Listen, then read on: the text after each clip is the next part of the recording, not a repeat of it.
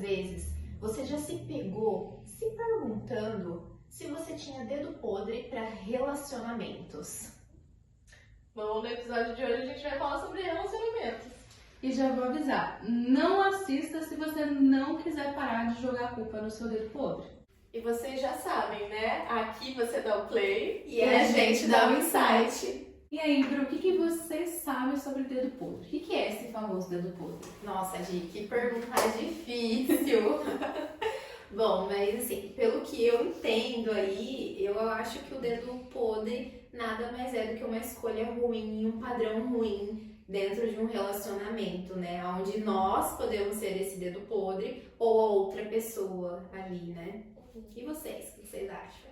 Também concordo com isso. Acho que é um padrão repetitivo de relações disfuncionais, ruins, conturbadas, e vai se repetindo, e você sempre acha que é o dedinho ali de que não tá sabendo escolher, né? E a gente confunde muito, assim, o dedo podre com a pessoa, né? Às vezes a gente acha que a gente está escolhendo padrões que não se encaixam conosco, né? E na verdade somos nós que não estamos nos encaixando em encontrar a pessoa que a gente realmente quer, né? Às vezes a gente entende que várias mulheres, mas acontece mais as mulheres, né? Aceitam coisas que já é conhecido para elas, né? Uhum. O cérebro ele se acostuma muito no que já é conhecido. E não é porque é conhecido, porque eu vi isso na minha casa, porque eu vi isso no meu antigo relacionamento, que é o que eu quero. Que vai ser bom, né? Que é o que vai ser bom. Mas falando de ponto de vista pessoal, né, que a Bruna falou aqui no off um pouquinho sobre as crenças, e não sobre crença religiosa, mas sobre como a gente se enxerga e como a gente enxerga o mundo.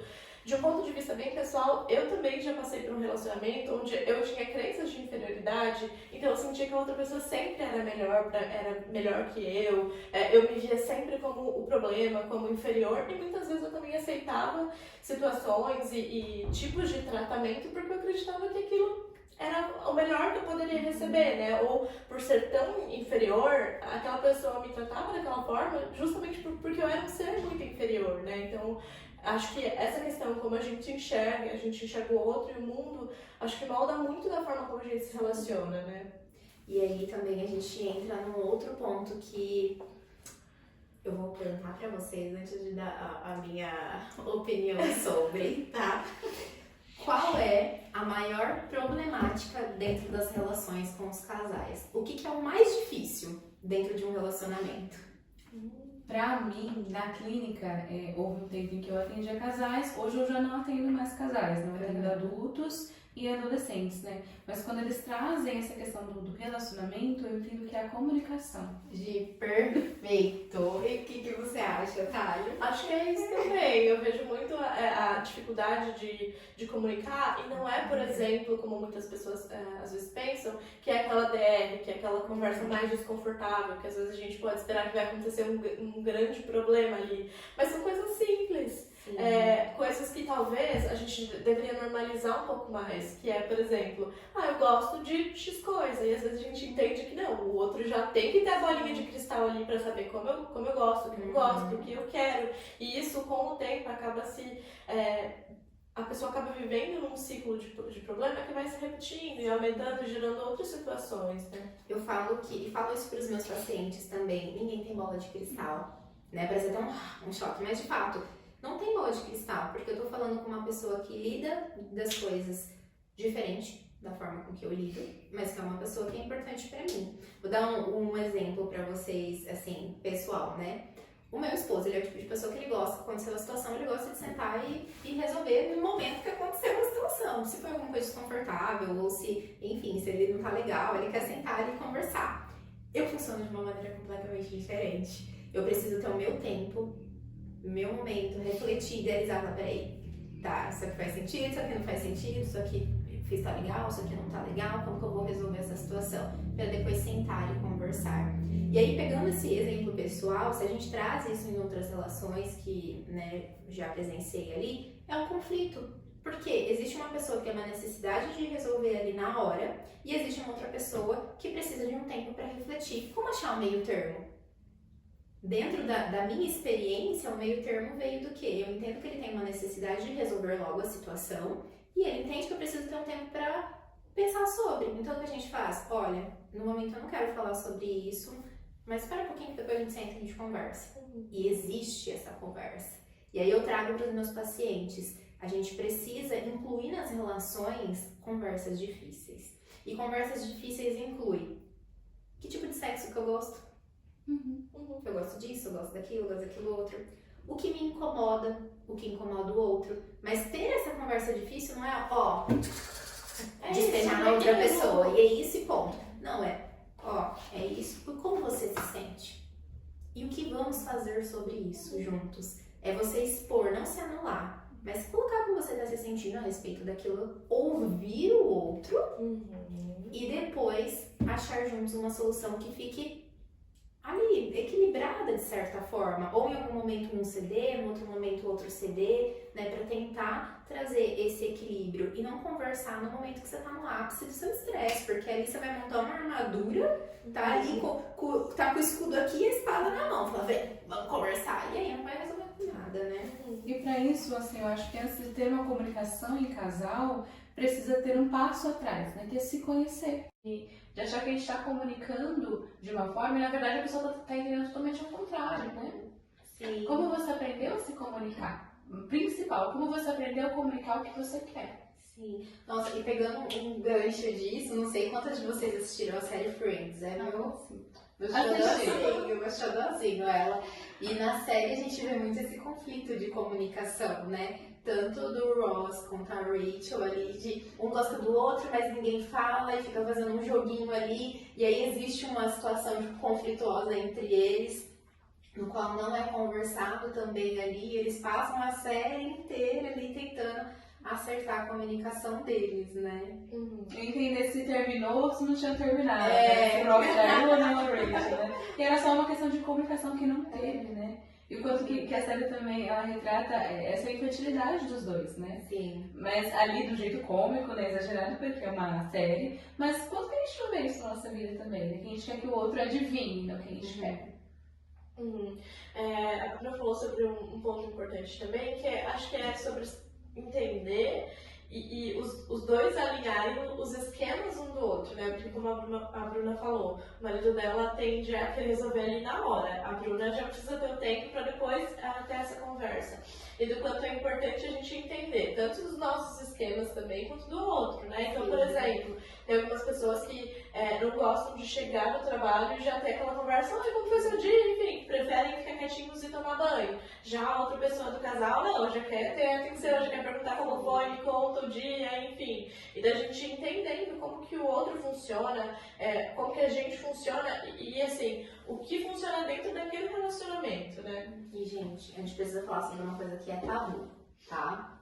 É um tabu e eu sei que vai levantar uma problemática aí pra vocês, tá? Como que é pra vocês ter o momento das mulheres e o homem ter o momento do homem dentro dessa relação? Por quê? Aí eu quero ver a resposta de vocês. Por que eu trouxe essa problemática? Porque é uma coisa que aparece muito na clínica, né? De entrar em relações no qual se fecha pro mundo, vive uma bolha e tá só os dois ali. E nesse estar os dois, pode acontecer, né? Alguns casos que eu vivenciei aí, de se perder quem eu sou sem o outro. Eu só sei quem eu sou quando eu tô com outra pessoa do meu lado. Então, o que vocês pensam sobre isso? Acho que é uma questão difícil que a gente precisa alinhar realmente, né? Muitas vezes a gente pode acabar se perdendo mesmo no meio do caminho, mas tem uma frase que, para minha interpretação, faz muito sentido, que é 1 mais 1 dentro de um relacionamento não é igual a 2, é igual a 3. Então a gente está falando da individualidade da pessoa, de uma pessoa, da outra pessoa e daquele relacionamento. E isso inclui pessoas diferentes, com ter momentos diferentes também. Agora, falando do meu relacionamento, isso foi um alinhamento muito importante que eu tive que ter. Nós, apesar de a gente se dar muito bem, de a gente ser muito bem entrosado, nós somos pessoas diferentes. Temos temperamentos diferentes, momentos diferentes. E muitas vezes eu tô ali viajando no meu mundo e às vezes meu marido precisa falar, você tá muito dentro do seu mundo, deixa eu fazer parte dele também, né? E a gente precisou entender justamente como que o outro funcionava pra gente ter esses momentos, sabe? O meu momento com o meu mundinho ali, com o que eu gosto de fazer, ou quando eu não tô muito afim de conversar, e um momento pro casal, pra estar ali junto com a pessoa. Então, pra mim, fez muito sentido isso. E cai muito nos gostos também, né? Eu gosto disso, você gosta daquilo. E os amigos, né? Meu momento com as minhas amigas, meu momento com os meus amigos. E o tanto que isso vai ter um limite, né? Exato. Porque se você tem um casamento, se você tem um relacionamento, esse relacionamento precisa dar em alguma coisa, né? Vocês têm um objetivo juntos, um propósito juntos. Então, o quanto que vai ser o limite, né? Os seus amigos vão ser mais importantes do que aquele relacionamento? Sim. Não pode ser. Né? E eu entendo que isso também é um conflito que acontece muito nos relacionamentos heterossexuais, né? Nos relacionamentos homoafetivos, acaba conflituando um pouco na questão das amizades. Mas as minhas amigas são amigas dela também. Aí eu tenho um caso, né, que eu atendi por muito tempo e que tinha essa questão, né? Já estamos virando amigas, não estamos mais virando esposas. Né? Porque as amigas eram todas em comum ali, né? Então vivia-se um grupo de grandes amigas e não se vivia um casamento. Que é um pouco que acontece ali quando o casal tem muitos amigos em comum e não tem momento de casal, né? Eu costumo trazer agora como pessoal meu mesmo que o casal ele tem que ser sempre a prioridade. Ele é sempre a prioridade no sentido de companheirismo, de tomada de decisões, reflexões, enfim. Só que é muito importante a mulher ter um momento da mulher, o homem ter um momento do homem. Eu particularmente gosto muito de ter os meus momentos quietinhas e ter o meu momento com o meu esposo. Qual que é o nosso combinado ali, né? E meu esposo ele é super tranquilo também. Ele gosta muito de jogar no computador, né? Então a gente combinou o quê? Enquanto eu estiver acordada, eu durmo cedo. Assim, então, enquanto eu estiver acordada, você fica comigo, a gente assiste uma série. Eu dormi, você tem a noite inteira pra jogar ali, se não tiver outro compromisso. E ele super fica feliz. E aí, quando eles marcam o futebol dos meninos, eu marco alguma coisa com as meninas. Então, a gente sempre compensa no mesmo dia ali. Porque um tá com uma galera, outro tá com outra galera. E a gente tem o nosso momento ali, né? Então, isso é um combinado que dá muito certo dentro da minha relação. Porque a gente entende isso, que um é prioridade do outro, mas que a gente precisa ter conversas diferentes. Quando eles se reúnem com os meninos, eu falo que baixa o espírito quinta série ali. Porque, gente, é uma quinta série. E quando tá as meninas, é uma outra cabeça, uma tão diferente, assim, né? Então é engraçado e eles precisam disso também, né? Eu vivencio um relacionamento heterossexual, então trazendo dessa forma. Então, ele precisa ter esse momento de pensar em nada, de ter que estar com os amigos dele falando bobeira. E eu ter o momento das mulheres ali, a gente conversar, trocar uma ideia. Às vezes você acha que você está vivendo uma situação sozinha e a outra tem a mesma dúvida, você pode compartilhar uma dica ali. E isso não fala de nada, só fala de série também. Então, isso é bom, porque você se conecta com você, com as coisas que você gosta. Eu e meu marido, a gente tem muitos gostos em comum, mas também tem muitas coisas ali que não faz sentido, né? E tá tudo bem. Então eu entendo que quando a gente trabalha a nossa autoimagem, o nosso amor próprio, a forma com que a gente se vê, a forma com que a gente vê o outro, a gente vive uma relação leve, né? Ali a gente consegue quebrar um padrão. Se você tem um padrão disfuncional de relacionamento, ou que você não teve uma referência de relacionamento, não é uma sentença para sua vida. Eu odeio aquela frase que fala, filho de peixe, peixinho é. Porque é uma sentença e não é sentença. Quando a gente se reconhece como ser humano, a gente se compreende, desenvolve esse autoconhecimento do nosso limite, limite do outro, respeito, enfim, outras coisas aí que a princípio para cada relação é diferente. A gente vive uma coisa leve, a gente quebra um padrão e a gente passa a fazer o diferente, a gente passa a aprender o que a gente viu que não é legal e quer trazer diferente nessa relação. Perfeito, acho que isso que você falou de esse famoso filho de peixe, peixinho é, eu coloco outras frases também que eu vejo em redes sociais de muitas pessoas que são especialistas em relacionamento ou que por algum motivo falam sobre relacionamento e que muitas vezes diz com muita certeza sobre a vida do outro. Eu não sei se vocês viram, mas meses atrás teve um caso de uma garota também que acho que estava esperando ser pedida em casamento e aí todo final de semana, quando ela ia fazer as unhas, ela pintava de branco porque ela estava esperando e ela idealizou todo aquele momento na cabeça dela, né? E aí isso não acontecia. E muitas pessoas, baseadas naquele contexto, falavam, olha, minha filha, esse cara te odeia, ele não vai casar com você. E aí, assim, questionem também essas pessoas que vêm com regras, com receitas muito prontas pro relacionamento. Acho que relacionamento é uma coisa muito individual de cada casal, né? O que funciona pra mim, pra Bruna, pode não funcionar pra outras pessoas. Lá em casa, esse esquema também de, bom, enquanto o Murilo desenha, eu vou ler, vou fazer qualquer outra coisa, funciona muito bem. Mas talvez em outro contexto, em outra relação, pode não acontecer, e tá tudo bem também. Eu acho que a gente tem que parar de entrar nesse padrão de pedir conselho para pessoas erradas, né? Que a gente quer pedir conselho para uma pessoa que já tá na merda. Né? Você quer ir lá, o que ela vai ter para te oferecer, né? Talvez o padrão mais funcionou ainda, porque ela vai entender a situação de acordo com os seus olhos. E talvez aquele momento você tá com raiva. Então ela vai pegar raiva da pessoa que você está também, né? Eu creio que a gente precisa, antes de tudo, buscar ajuda em lugares certos, né? Quais são os casais que eu admiro, né? Dentro desses casais são pessoas legais, são pessoas que elas têm uma separação, né? Do que é você, do que sou eu, né? Que vai introjetar na sua vida um sonho que ela quer realizar, ou talvez frustrações delas, né? Porque o que acontece comigo, talvez não aconteça com você da mesma forma, né? Exato. Talvez não sinta igual. Ou talvez você interprete um acontecimento de uma forma, mas outra pessoa, no mesmo contexto, veria de outra forma, não veria problema naquilo, e eu talvez, por uma questão pessoal, não gostaria, daria uma opinião, e é isso. O problema da opinião é que ela vem muito carregada de uma percepção própria, e não é necessariamente uma verdade, pode ser só a forma como uma pessoa enxerga o mundo, enxerga aquilo, né? Então, acho que isso de perceber o que funciona para cada pessoa, como a Bruna falou, e de perceber... pedir ajudas em lugar certo, acho que faz muito sentido mesmo. É aquela frase maravilhosa que eu gosto.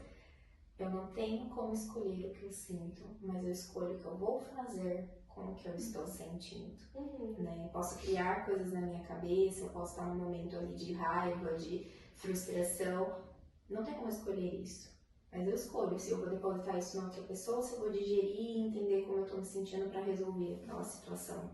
E mais do que tudo, pra gente chegando ali no finalzinho, é entender que relacionamento é um processo. Que ele começa e que ele continua, né? Eu vejo as pessoas muito fixadas assim, não, eu conheço ele super bem e um dia ele mudou.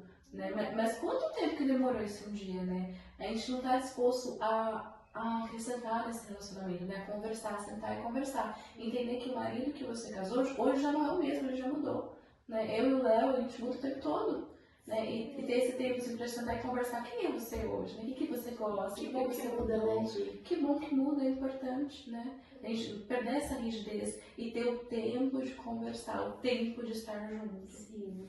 Acho que de não se acomodar também, né? Porque a gente pensa, bom, aquela pessoa é a certa pra mim, finalmente meu dedo acertou agora. Então não preciso fazer mais nada, quando é justamente o contrário, né? E tem outra coisa. Linguagem do amor, gente. Porque a forma com que eu amo e demonstro amor não é a forma que meu marido demonstra amor dele também. No meu caso, eu sou friozineta. Adoro fazer um coraçãozinho. Adoro isso, né? De fazer ali essa minha linguagem do amor e o tempo de qualidade. O que eu priorizo e presente. Acho que são essas. Né? Para o meu esposo, é muito o tempo de qualidade. Para ele é muito importante isso. Só que é diferente, né? Ele sabe que eu gosto de presente, então ele traz ali. Só que pra ele o presente é ele comprar uma coisa que eu quero muito e tal. E pra mim o presente é um bombom que você escreve no motivo, um carinho, entendeu? Já é assim. Mas é engraçado, porque se a gente não sabe a linguagem do amor da outra pessoa, a gente acha às vezes que ela não tá se sentindo amada, que você tá fazendo e ela não tá. E de fato ela pode não tá, porque aquilo ali não tem um grau de importância o quanto tem pra você. Então de conversar. Por exemplo, Gi, o que você gosta que eu faça pra você? Olha, eu gosto quando você faz isso, isso e isso. Não sei se vocês viram, mas acho que na semana passada teve também viralizou o caso de uma garota que o namorado não gostava de nenhum presente que ela dava, né? Ela mostrou, ele achava feio, ele não gostava, e acho que é muito disso que você falou, de entender o que a outra pessoa gosta, o que faz sentido pra ela, e não pra gente. Por mais que você goste de fazer aquela firula ou frufru, talvez pra aquela pessoa não vai ter o mesmo efeito pra você, né? E aquela visão equilibrada das linguagens que a gente usa para demonstrar carinho, né? Sim. Porque eu vejo que o pessoal às vezes distorce muito a linguagem do amor como uma aceitação. Ah, ele é do serviço, então ele só faz coisas pra mim e pronto. E na verdade isso não é a linguagem do amor dele, é um padrão que ele aprendeu, né? E que a gente pode reaprender também, né? Se a minha linguagem do amor é serviço e você gosta de carinho, eu tenho que aprender a dar mais carinho, né? Linguagem do amor não é uma questão conformitária, né? Ah, minha linguagem do amor é essa. Se você gosta de mim, se vira, é isso que eu devo prestar É a renúncia também ali, né? sim. O equilíbrio. Exato. Acho que pra gente concluir, a gente pode entender que relacionamentos é uma coisa muito individual, de cada casal, né? Não tem uma regra, é mais o que funciona pra cada um, pra você. Envolve se conhecer muito também, conhecer muito do outro. E não é porque o seu dedo é podre que ele vai continuar sendo assim a vida inteira. A gente pode muito bem treinar esse dedinho pra que ele faça escolhas melhores. Bom, então é isso. Espero que vocês tenham gostado. Curte, comente, compartilhe e até a próxima.